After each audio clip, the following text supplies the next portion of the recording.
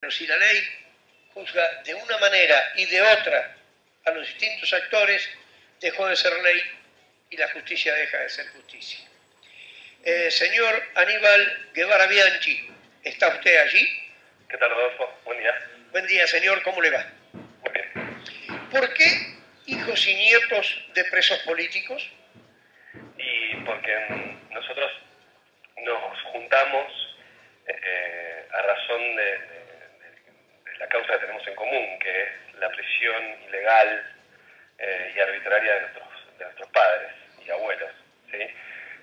Nosotros somos todos hijos de imputados en causas de lesa humanidad, y militares, policías, gendarmes, civiles, agentes del servicio penitenciario, hay de distintos orígenes, pero todos comparten la realidad que hoy están procesados sobre una causa de lesa humanidad, ¿sí? Lo que pasa es que sus detenciones, al ser tan ilegales y arbitrarias en cuanto a que no respetan el debido proceso penal, nos dejan a nosotros con la seguridad de que son presos políticos. O sea que solo la decisión política es lo único que explica su detención. Siempre desde el mismo momento en el que son acusados, violándose el principio de inocencia con el que todos los ciudadanos supuestamente estamos igualados. Yo no tengo duda, y lo dice en un párrafo de la nota que leí antes, se acerca la hora del balance de esta experiencia. La llamada política de derechos humanos ha contribuido mucho al clima de enfrentamiento facioso que hoy sufrimos, ha afectado seriamente a la justicia, revelando la falencia de sus miembros, sean militantes convencidos o simplemente acomodaticios, y ha puesto al desnudo la endeblez del Estado de Derecho que se intentó construir en 1983. Se trata de un daño institucional y moral para quienes estas cuestiones no son importantes, me temo que no son pocos. Quizá convenga recordar que la justicia es la única defensa de los débiles y quienes la destruyen pueden llegar a ser en otras circunstancias las víctimas propiciatorias. Totalmente. El primero de los principios del derecho que se viola y que es común a todos es el principio de legalidad. O sea que todo lo que tiene que ver con legislación de lesa humanidad es del año 98. Este principio es uno de los básicos del derecho, que dice que uno debe ser juzgado con ley previa y escrita anterior a los hechos de lo que se lo juzga.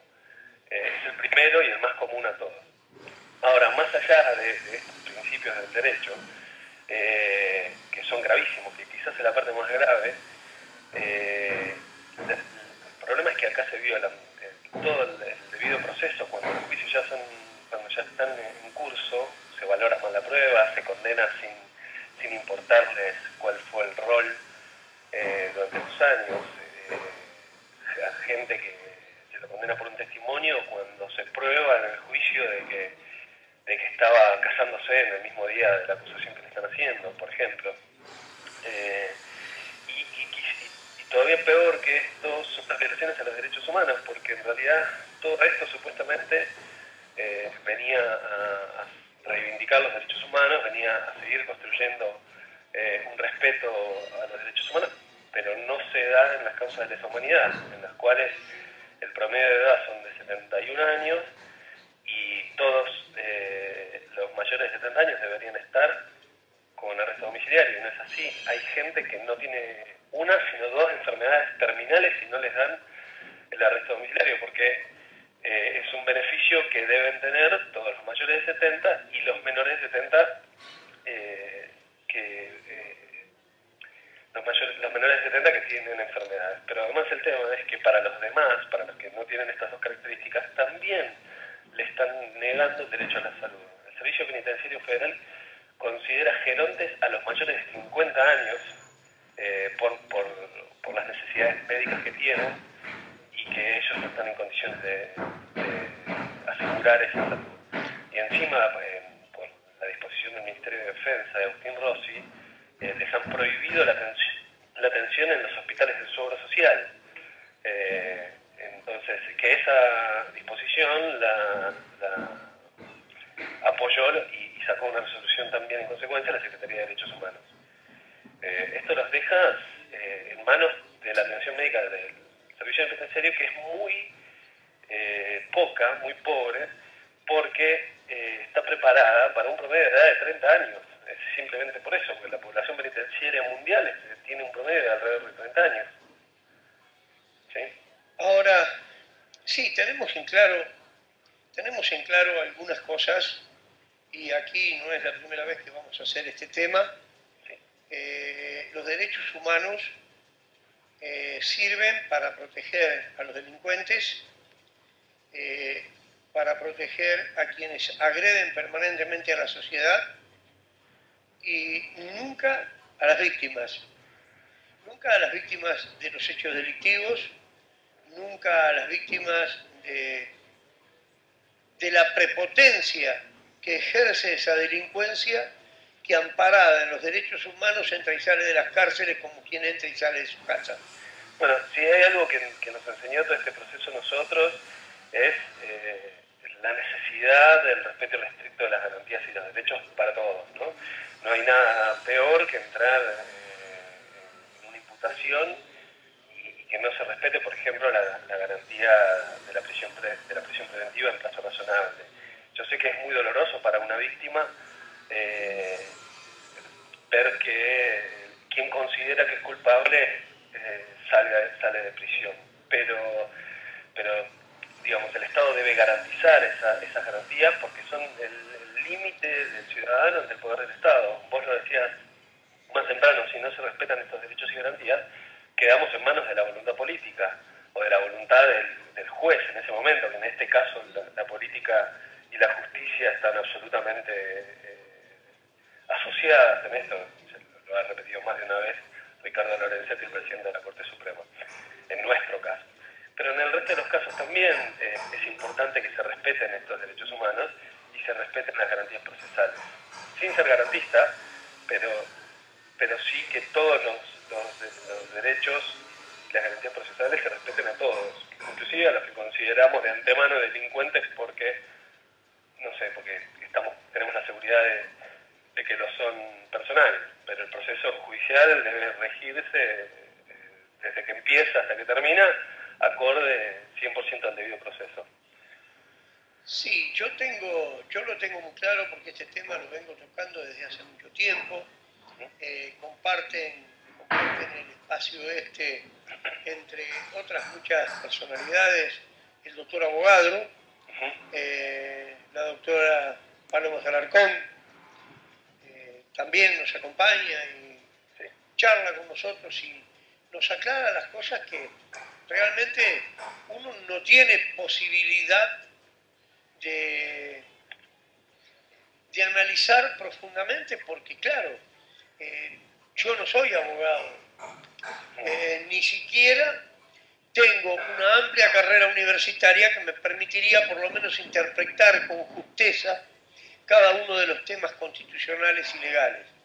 Sí. Pero cuando generamos este espacio de reflexión, de divulgación de un montón de temas que pasan un tanto desapercibidos para la prensa grande, nosotros llegamos a la conclusión de que lo que no sabemos, de que lo que no podemos contarle a la gente, tenemos que buscar a aquellas personas que estén en medio de la situación para que nos den su panorama. Y después, uniendo cabos, atando hilos, cada uno de los ciudadanos que nos escucha se dará cuenta hasta dónde podemos tener razón o no cuando decimos que no se cumple con la ley, que cuando una ley se aplica de una manera para unos y de otra manera para otros no es justicia, que cuando la justicia, en vez de tener los ojos vendados para escuchar y después de terminar sin mirar la cara que tiene enfrente, para no poder elegir discriminando, tiene un ojo tapado y el otro no, y entonces apunta como le parece, que cuando la justicia no es justicia porque se la maneja desde la política, y la política precisamente, y más en la Argentina, no está claro que sea ni justa, ni razonable, ni se ajuste a derecho en casi nada de todo lo que hace, entonces tenemos necesidad de preguntar qué es hijos y nietos de presos políticos. Tenemos necesidad de escuchar aquellas voces que realmente viven en carne propia este tema. Por eso este llamado, por eso esta salida al aire, que seguramente la haremos nuevamente con usted y con otras personas, porque entendemos que es la forma de ponerle un poco de luz a lo que siempre queda en la sombra desde la información.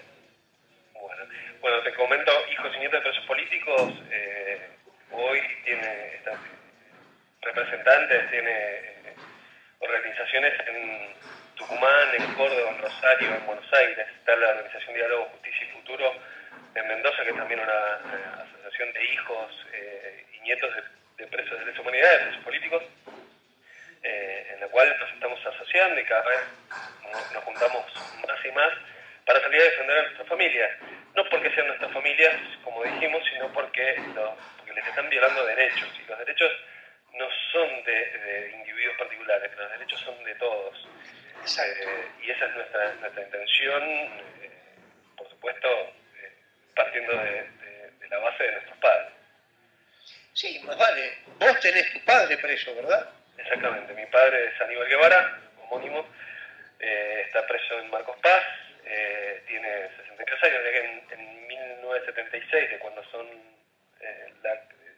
los hechos de su causa, tenía 23 años y no pudieron probarle absolutamente nada. Por el contrario, cuando los testigos que lo nombran dicen que cuando le tocó detener a la gente lo hizo de día de uniforme, presentando actas, labrando actas con testigos, presentándose con nombre y grado e informando dónde quedaban detenidos. Pero sin embargo le dieron una cadena perpetua, más pena que a sus generales en el juicio a la Junta, como si hubiese sido responsable de lo que pasó en la Argentina, en la tragedia que fue toda la lucha de los 70 para la sociedad. A mí lo que más me duele, voy a ser honesto, yo no sé si a partir de los hechos, si realmente merecían o no la condena que se le aplicó a los militares, si la condena la merecían todos o quienes eran los responsables de impartir las órdenes, que me parece que era lo correcto en el último de los casos, más sabiendo cómo es la vida militar y cómo es que la orden se cumple y después se discute si hay tiempo. Pero me llama la atención que, si bien es cierto, hubo algunos desbordes, hubo gente que equivocó el camino e hizo las cosas mal. Esas cosas mal las hicieron quienes tenían la responsabilidad de la conducción. Pero del otro lado, que mucho tiempo antes atacaron, asesinaron a mansalva por la espalda, que generaron 2000 y pico de muertos, 20.000 atentados, con infinidad de heridos, muchos irrecuperables, con pérdida de la visión, de miembros superiores e inferiores, con gente que quedó con marcas para toda su vida en el cuerpo y en la mente. Esos no están ni presos, ni juzgados, ni condenados, y cuando alguna de esas voces que uno mira de soslayo dice no, porque eran jóvenes idealistas. Yo fui joven, fui idealista, soñé con un país, lo sueño todavía con 75 años de edad, pero sueño un país ideal, donde la justicia impere, donde haya realidad. Yo no salgo a matar gente, yo no salgo a poner bombas, yo no enveneno, ni vuelo escuelas ni comedores. Entonces no entiendo qué es el idealismo aquel que tratan de poner, y mucho menos entiendo que con tal desparpajo y desde lugares determinados del poder, hoy quieran mostrar la bondad de aquella infamia que significó el movimiento subversivo en la Argentina. Y es un tema. Nosotros desde Hijos específicamente no nos dedicamos a hacer el análisis histórico porque bueno, hay distintas ideas, hay distintos niveles de conocimiento de lo que pasó y no es nuestro lugar, digamos. Nuestro lugar tiene que ver con denunciar el presente, con denunciar lo que pasa ahora. Sin duda hay muchos niveles de responsabilidad en lo que pasó. Mi viejo tenía 23 años, ya lo he dicho más de una vez, cuando tan responsable como él, yo no digo que él no tenga su cuota de responsabilidad, como absolutamente todos, pero tan responsable como él, son sus compañeros, son los guerrilleros que asumieron la lucha armada y tomaron las armas, o los intelectuales que la fogonearon, la iglesia tercermundista que apoyó la guerrilla, o la curia que respaldó a los mandos militares, los medios de comunicación que llegaron a fogonear el golpe antes del 76, los funcionarios del Poder Judicial que durante el 74 y el 75, después de la disolución de la Cámara Federal Penal, no juzgaron absolutamente a nadie, y del asesinato obviamente del juez Quiroga por temor, de los políticos que en el 73 disolvieron justamente la Cámara Federal Penal y derogaron las leyes y amnistiaron a todos los guerrilleros que volvieron a tomar las armas. Hay muchos responsables en esto. Estos mismos políticos después no quisieron hacerse cargo de la situación, iban a golpear las puertas de los cuarteles o decían, como dijeron los diarios de sesión del 75, que hay que perseguirlos hasta sus guaridas y matarlos como ratas. Pero acá los que están pagando son gente que tenían, como dije, 23, menos de 30 años, gente que por sus jerarquías no tenían responsabilidad o capacidad real de cambiar la situación que los envolvía, y que más allá del análisis que nosotros hagamos, que es sumamente válido con 40 años después de los hechos, ellos en su corazón, cuando se levantaban todos los días, que estaban convencidos de que peleaban una guerra. Nosotros podemos discutirlo, pero ellos vivieron esos años de esa manera, tanto los militares como los guerrilleros, y de hecho asistieron a los funerales de sus amigos o pusieron la bandera media asta más de una vez en sus instituciones. Y todo ese dolor en Argentina no se trató bien. O sea, esta cuestión esta decisión de resolver el asunto por vía penal pagó un precio muy caro de verdad, porque nadie habla, porque están todos perseguidos penalmente. Ahora empezaba a hablar mucha gente respecto al accionar de las organizaciones armadas. Hay libros muy interesantes en esa línea. Héctor Leis escribió un libro extraordinario que se llama Testamento de los años 70, y acaban de publicar un documental con Graciela Fernández Mejide, que es muy bueno, que de alguna manera revisa gran parte de esa historia desde una manera menos cínica, quizás, de una manera en búsqueda de verdad, de alguna manera, o de una verdad un poco más amplia. Cada quien va a tener su verdad, cada quien va a contar lo que le tocó vivir en esos años, y eso hay que respetarlo y considerarlo en todos los casos. También hay un libro muy interesante de Claudia Gil, en el cual se pregunta si el costo, justamente este costo de justicia, el costo de verdad pagado por la justicia en Argentina, o el costo de justicia, entre comillas, como justicia indicativa, pagado en Sudáfrica por conseguir la verdad, ¿cuál de los dos es más potente? Yo creo que es más sanador el modelo sudafricano, no porque mi viejo se encuentre en prisión y lo quiera sacar solamente. Realmente lo creo profundamente que lo más importante para una sociedad es la verdad y la búsqueda de la verdad. Y para eso tenemos que escuchar todas las voces, y si no los responsables, porque como vos decías, también creo que hay distintos niveles de responsabilidad real, pero si los que vivieron esa época como subalternos, como cabos de la policía, como es el primo de Milani, por ejemplo, que está preso y fue cabo del ejército, creo, gente con muy baja posibilidad de decisión dentro de sus instituciones, nada va a salir a la luz, nadie va a hablar, porque no importa lo que digan, son condenados sistemáticamente con condenas sin gradación de pena. Entonces nadie va a hablar en esta situación. Es importante que empiecen a aparecer voces, absolutamente, pero todo este proceso, y más este proceso arbitrario, conspira para que realmente haya paz en el país. Aníbal, me quedé sin tiempo, vamos a volver al tema, seguramente con Anita Barreiro la semana que viene también. Vamos a hablar con mucha gente de este tema. Gracias por participar hoy conmigo. Después nos comunicamos por línea privada. Perfecto. Muchas gracias. A disposición para cada vez que quieran. Pueden ver información de Hijos y Nietos en Facebook, en Twitter, y en internet también, en el blog que lo googlean y lo encuentran en 2 minutos. Muchas gracias por el espacio y por esta charla.